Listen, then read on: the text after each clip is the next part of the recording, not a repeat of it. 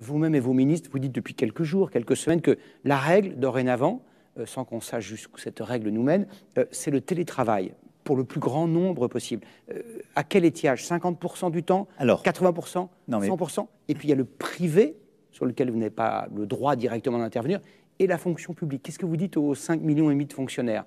Là où c'est possible, quand on est dans un bureau où il n'y a pas d'accès au public, quand on est dans une entreprise où les règles peuvent le faire, dans la mesure du possible, et négocier au plus près du terrain, on va plutôt inciter les gens à faire, pour les emplois où c'est pertinent, 2 à 3 jours de télétravail par semaine. C'est ce que font certains depuis plusieurs semaines. Pourquoi?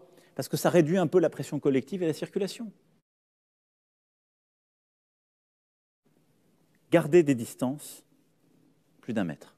Évidemment, avec son conjoint, celles et ceux avec qui on vit toute la semaine et en permanence, il y a une proximité qui est là. Mais quand on est avec d'autres membres de la famille, des amis ou autres, garder cette distance d'1 mètre. Se laver régulièrement les mains avec le gel hydroalcoolique ou le savon. Porter au maximum un masque. Il y a des endroits où c'est obligatoire. Je ne reviens pas sur ces règles. Elles se sont installées maintenant localement. Il ne faut pas les changer.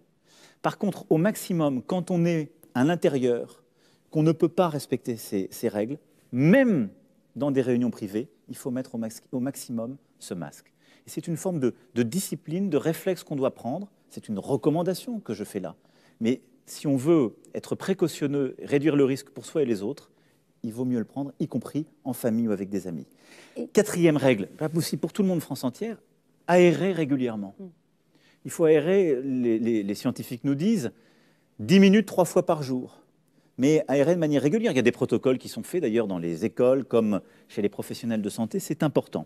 Et puis, une dernière règle, je dis ça parce qu'on a regardé ce qui marchait chez nos voisins, chez les autres, cette fameuse règle des 6.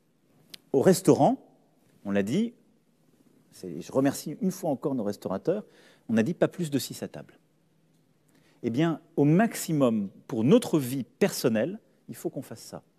Si on est une famille de 7, 8, 9, 10, c'est évident, on continue à avoir une vie familiale normale. Là aussi, il faut avoir du bon sens. Et pas plus de 6 dans la rue non Mais plus. on essaie, quand on invite des amis, de ne pas être plus de 6 à table. Et pas plus de 6 dans la rue non plus, par et groupe on essaie d'amis. de ne pas se regrouper, voilà, à plus de 6. Cette règle des 6, qui est une règle de bon sens que chacun peut avoir, il faut essayer de se l'appliquer à soi-même, parce que c'est aussi quelque chose qui nous protège et qui va nous aider à freiner, France entière, tout cela.